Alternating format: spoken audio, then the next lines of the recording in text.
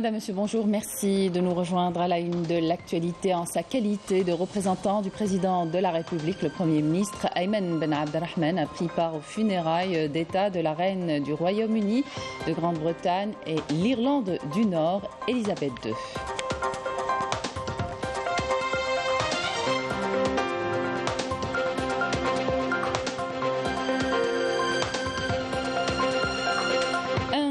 Plan spécial pour l'aménagement urbain de la capitale sera bientôt mis en place en prévision du sommet arabe prévu en Algérie début novembre que les pouvoirs publics s'attellent à en faire un succès.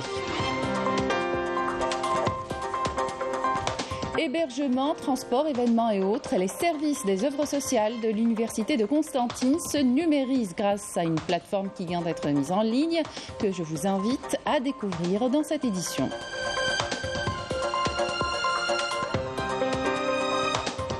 Au Maroc, l'absence de Mohamed VI depuis plusieurs mois inquiète et suscite les interrogations. S'ajoute à cela le vide politique d'un système exécutif, une situation qui rend les tensions sociales encore plus aiguës. Et depuis l'installation du gouvernement Arnouch, le Marzen traverse sa pire crise depuis des décennies. Bienvenue à tous. En sa qualité de représentant du président de la République, le Premier ministre Ayman Ben Abdelrahman prit part aux funérailles d'État de la reine du Royaume-Uni, de Grande-Bretagne et d'Irlande du Nord, Elisabeth II, et ce en présence de plusieurs têtes couronnées et de chefs d'État.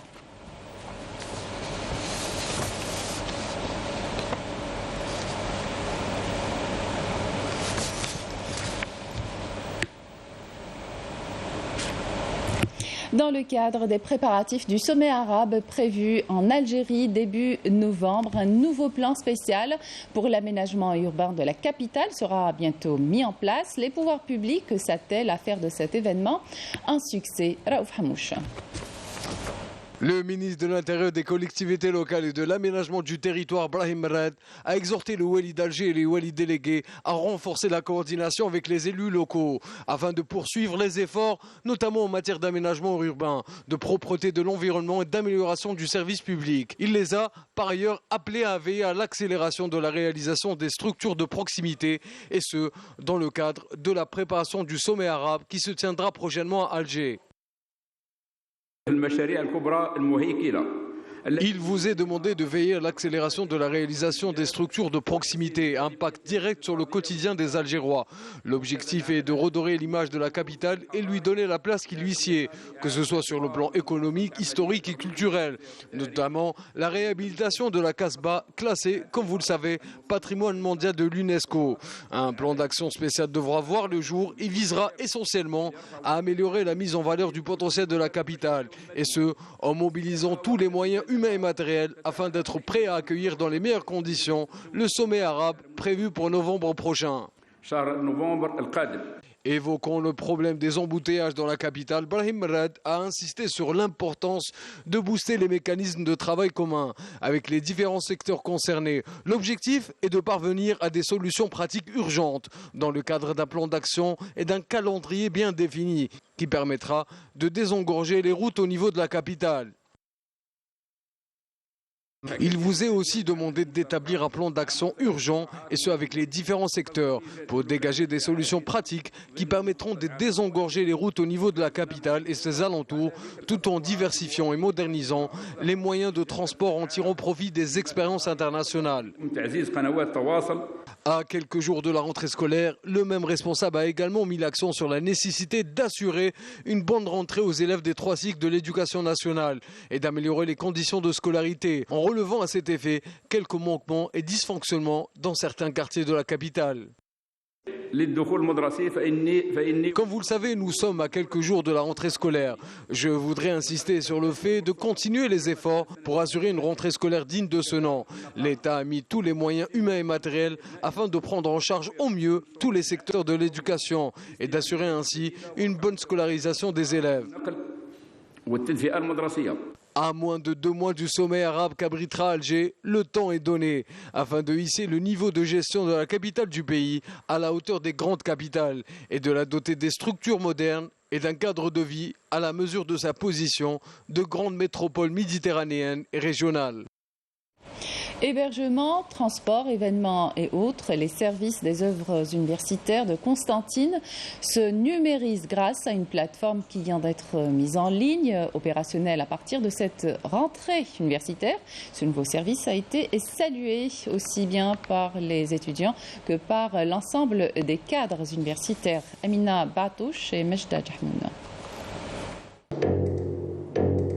Douaïn el-Bey, une plateforme numérique conçue pour rapprocher les étudiants de l'administration et fluidifier la communication entre l'université et l'étudiant. Une plateforme créée par la direction des œuvres universitaires de Constantine qui permet également de faciliter le quotidien des universitaires en recevant toutes les actualités des résidences, événements ou offres, mais surtout d'avoir accès aux services de transport desservant les différentes facultés de l'université de Constantine. Je termine mes cours à 11h et grâce à cette application, j'ai su qu'il y avait un bus à 11h. Cette application nous facilite vraiment la tâche. Je suis de Mila et grâce à cette application, je n'aurai plus à me déplacer. Il me suffit d'accéder à la plateforme pour être informé des dernières actualités. J'ai même changé ma chambre dans la résidence universitaire grâce à cette application. C'est une application très utile, surtout qu'on peut facilement avoir des infos sur le versement de la bourse sur nos comptes sans avoir à se déplacer jusqu'à la poste. En plus de sa facilité d'utilisation, la plateforme permet aux employés de l'université de régulariser ou imprimer tout document administratif avec rapidité. Les procédures prenaient énormément de temps. Avec cette nouvelle application, c'est devenu rapide. On peut imprimer un certificat de travail rapidement, par exemple. Cette application permet à l'administration de mieux gérer ses ressources qui sont au service de l'étudiant grâce à des statistiques et des chiffres exacts et en temps réel qui nous permettent de rester informés sur tout ce qui se passe dans le campus en permanence.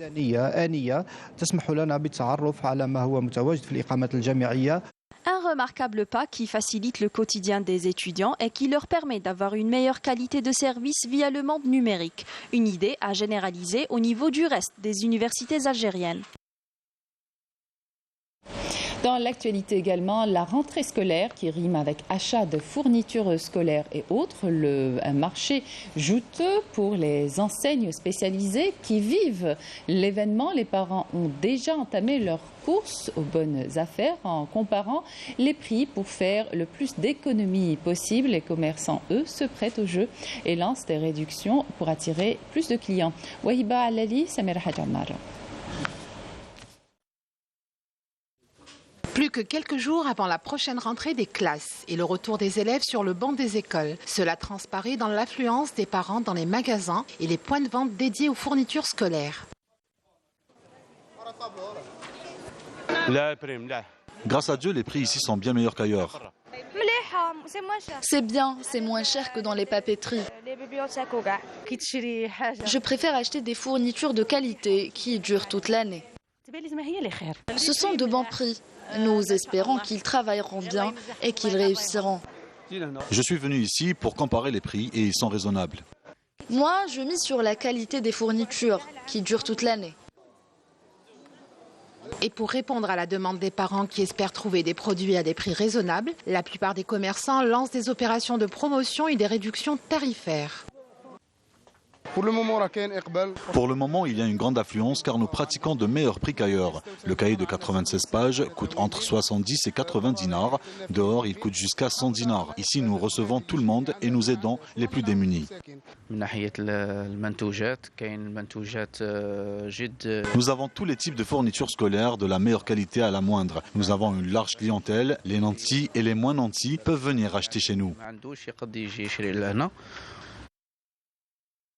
Il y en a pour tous les goûts et toutes les bourses. Il y a ceux qui optent pour la qualité et d'autres qui choisissent le moins cher. Mais tous recherchent la bonne affaire pour compléter la liste des fournitures de leurs enfants pour cette nouvelle rentrée scolaire.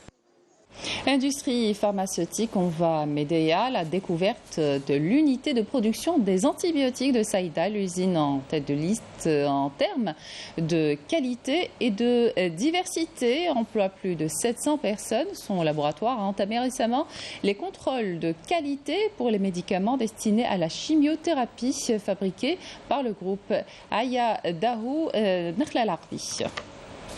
Ces gestes machinaux, reproduits inlassablement par Omar, ingénieur en méthode pharmaceutique au laboratoire de contrôle des anticancéreux, entrent dans le cadre du dispositif de prévention spécifique. Il s'y conforme tous les jours avant d'entreprendre son travail. Nous disposons d'un appareil HPRC qui est très sophistiqué. Il permet en effet d'effectuer des analyses chromatographiques de ces produits. Il s'agit d'anticancéreux. Il faut savoir qu'ici, au niveau de l'unité de Médéa, nous procédons au conditionnement secondaire conformément aux standards internationaux.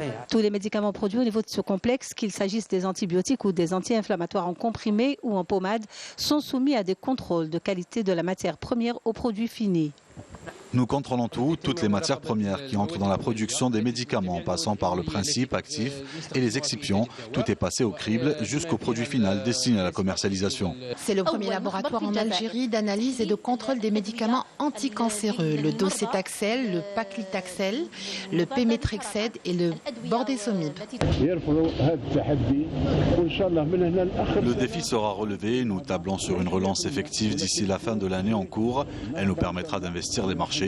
Nous allons satisfaire une partie de la demande locale en ce qui concerne les antibiotiques conformément aux directives du président de la République. La couverture des besoins nationaux ne pourra se faire qu'au travers de l'investissement local. Le complexe de Médéa est le plus important au niveau national mais aussi africain et arabe, d'où les ambitions affichées par le groupe Saïda Antibiotiques d'élargir sa gamme de produits pharmaceutiques en vue de répondre à une demande accrue et de maintenir sa position de leader à travers de nouveaux investissements. Le ministre des Affaires religieuses et des Waqf, Youssef Belmehdi, était hier à Paris pour une rencontre avec les imams. Le rôle joué par notre pays pour faciliter la pratique du culte à notre communauté a été mis en avant. Un travail qui se fait essentiellement avec la mosquée de Paris. Compte rendu de notre correspondante, Afaf Blouchette. Vous êtes les ambassadeurs de l'islam, celui révélé à notre prophète alayhi salatu wassalam, est porté par une tradition ancestrale qui sait parler à tous et s'adapter à toutes les situations. C'est en substance le message du ministre des Awqaf aux imams rencontrés aujourd'hui à la Grande Mosquée de Paris. ليس جديدا في الحقيقة. الأئمة الجزائريين كانوا يمارسون خطابهم الديني على هذا الوفق، ولكن عميد مسجد باريس والعاملين معه وسفارتنا هنا مع سعادة السفير استطاعوا أن يبحثوا هذا الموضوع أكثر أكاديميا وأكثر عمقا، وأصبح لدى الإمام يعني أدلة وأصبح لديه يعني قوة لكي يتعامل مع هذا الوضع. لماذا؟ لأنه احنا عندنا في الفقه الإسلامي من شروط الاجتهاد أن يكون عالما بالواقع. De son côté, le recteur de la Grande Mosquée de Paris a rappelé le rôle majeur joué par notre pays pour faciliter l'exercice du culte aux musulmans dans le respect du contexte du pays d'accueil.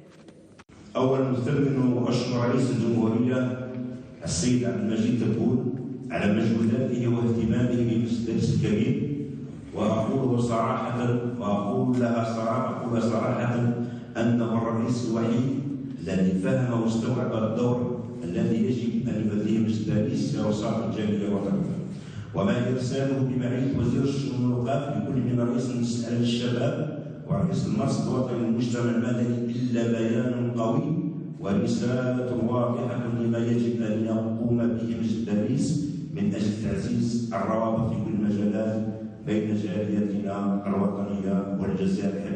Un message qui aujourd'hui m'est transmis en fait par le président de la République algérienne, c'est le rôle de la mosquée de Paris dans ce lien à la fois cultuel, mais en même temps il y a la jeunesse à la fois d'Algérie, la jeunesse des Algériens ici en France et l'Observatoire national de la société civile qui montre qu'en tout état de cause, ce qui se passe ici en France a un lien, qu'on le veuille ou pas, avec la terre natale. Et donc, il y a un travail à faire et la Grande Mosquée de Paris s'y est déjà préparée, a commencé à réaliser un certain nombre d'opérations et aujourd'hui, en coopération avec l'ambassade d'Algérie en France, nous allons lancer un certain nombre de projets qui sont éminemment important pour la communauté ici franco-algérienne, algérienne, en tout cas celle qui considère qu'elle a un lien historique avec l'Algérie. Un rôle que l'Algérie compte perpétuer, notamment en ayant recours aux techniques virtuelles pour maintenir les liens avec notre communauté. لأننا سنكونه مواطن صالح ويكون هذا سفير الجزائر في فرنسا لأن الجالية جزء من الجزائر ومتصلين بالوطن الأم ويحبون بلدهم ونحن نحبهم وندعمهم إن شاء الله. Cette rencontre avec les imams s'est achevée par une visite des travaux de restauration que la GMP mène dans la perspective de l'anniversaire de son centenaire en octobre prochain. Le représentant du Front Polisario en Espagne, Abdullah Arabi, a appelé les députés européens à exiger de leur pays d'adopter les positions de l'Union dans les pays du continent, étant donné que l'UE soutient les résolutions de la légalité internationale pour permettre au peuple sahraoui de jouir de ses droits légitimes à l'autodétermination à la lumière des efforts de l'ONU. Le diplomate sahraoui a appelé, lors de sa participation à la session du Parlement européen à Strasbourg en France, les députés européens à travailler ensemble pour mettre en œuvre les décisions de la Cour de justice européenne au Luxembourg ayant annulé les accords des échanges commerciaux et des produits halieutiques européens marocains qui ne doivent pas inclure les territoires sahraouis occupés et leurs eaux territoriales en l'absence de la condition de consentement du peuple sahraoui et de son unique représentant, le Front Polisario. Mohamed VI est absent depuis plusieurs mois, une situation qui inquiète et suscite les interrogations. Face à ces absences répétées et prolongées, s'ajoute le vide politique d'un système exécutif, rendant les tensions sociales encore plus aiguës. Amel Bouarba. Les absences répétées et prolongées de Mohamed VI continuent de défrayer la chronique dans un pays marqué par une crise sociale et économique sans précédent. Une situation qui donne du grain à moudre aussi bien à la presse nationale marocaine qu'étrangère. Mohamed VI n'est pas chez lui, totalement absent. Il partage son temps entre Paris et le Gabon, préférant se consacrer au plaisir de la vie, rapporte un média marocain. Il illustre ses propos par cette déclaration d'un expert de la politique marocaine au journal espagnol El Independiente, qui explique que la longue absence de Mohamed VI suscite une véritable crise car les partis politiques ne peuvent pas et ne savent pas ce qu'ils doivent faire dans certains domaines, entièrement guidés par les instructions du Palais Royal. Et d'ajouter, le Parlement est totalement tributaire des instructions de Mohamed VI et en ce moment, les politiciens, les ministres et le Premier ministre sont complètement désemparés, même les services secrets sont déconcertés. Certes, Mohamed VI a toujours été absent, mais cette fois-ci, il y a une aggravation de l'absentéisme, indique encore cet expert. Ainsi, de l'avis de nombreux observateurs, l'absence prolongée de Mohamed VI a aggravé les problèmes du pays, déjà fragilisé par la pire crise économique de son histoire. Une situation d'autant plus exacerbée par l'absence d'un gouvernement légitime capable d'interagir avec les citoyens et d'un Premier ministre de plus en plus honni par le peuple en raison de son implication dans de flagrants scandales financiers liés à des conflits d'intérêts. Autant dire que l'absence de Mohamed VI continue de susciter les interrogations et surtout l'indignation du peuple marocain qui se retrouve complètement lésé et livré à lui-même, plongé dans un profond malaise social. Le régime du Makhzen est plus que jamais menacé dans son existence et traverse sa pire crise depuis des décennies. En plus d'une situation sociale chaotique, la croissance économique est en chute. Plusieurs grandes entreprises étrangères s'apprêtent à retirer leurs investissements et à quitter définitivement le Maroc. Yamina Saïdji.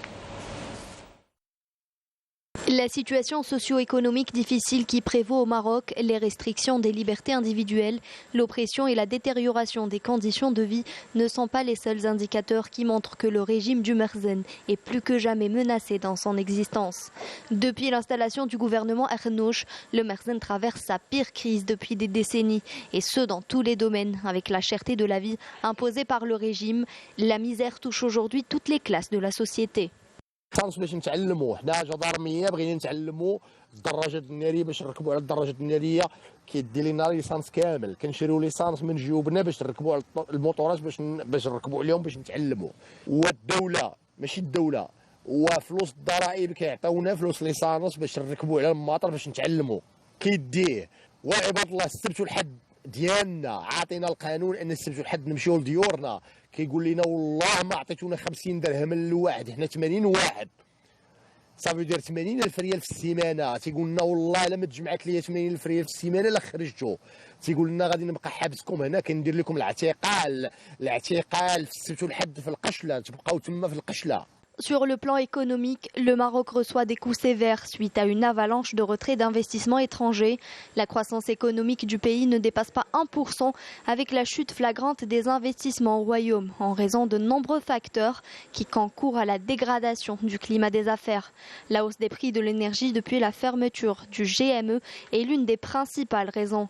Sans oublier la crainte que suscite le climat social tendu marqué par les protestations et les tensions politiques du Makhzen avec certains pays européens. Plusieurs grandes entreprises étrangères s'apprêtent à retirer leur investissement et à quitter définitivement le Maroc, à l'exemple de Siemens, la société allemande qui vient d'annoncer la fermeture de son usine à Tanger avec le licenciement de 500 travailleurs. Dans ce contexte de crise économique et de désinvestissement, le Makhzen en faillite n'a de solution que de se tourner vers l'UE pour réclamer plus d'aide en contrepartie du boulot de gendarme de l'Europe qu'il propose d'assumer face à la crise migratoire, mais qu'il exploite insidieusement comme moyen de chantage pour soutirer plus d'argent aux Européens. Dans un communiqué, le ministère des Affaires étrangères kényan a affirmé que la position du Kenya sur l'ARASD est pleinement alignée avec la décision de l'Organisation de l'Unité africaine d'admettre l'adhésion de l'ARASD le 22 août 1982 et la charte de l'UA qui appelle pour le droit incontestable et inaliénable du peuple à l'autodétermination. Par conséquent, poursuit le communiqué, que le Kenya s'aligne sur la résolution 690 du Conseil de sécurité des Nations Unies en 1991 qui appelle à l'autodétermination du Sahara occidental à travers un référendum libre et juste dirigé par l'ONU et l'UA. Grève générale des écoles dans la ville d'Al-Quds occupée à partir d'aujourd'hui en refus des tentatives de l'occupation d'imposer le programme scolaire sioniste qui déforme la question arabe et palestinienne. L'occupation sioniste qui a également procédé au retrait de la licence permanente à 6 écoles palestiniennes pour une période d'1 an sous prétexte d'incitation dans les manuels scolaires palestiniens contre l'occupation et son armée. Les forces nationales palestiniennes ont quant à elles appelé les écoles de la ville sainte à suivre la grève générale, exhortant les institutions internationales à protéger les institutions d'enseignement d'Al-Quds occupées et les élèves palestiniens. Un mot de sport pour terminer. La JS Kabylie s'est qualifiée pour le 2e tour préliminaire de la Ligue des champions de la CAF après son succès devant les Sénégalais de Casamance FC sur le score de 3-0 en match retour du premier tour préliminaire disputé hier soir au stade du 8 mai 45 à Sétif. Voilà, c'était la dernière information de cette édition. Merci de votre attention. Excellente suite de programme sur Canal Algérie.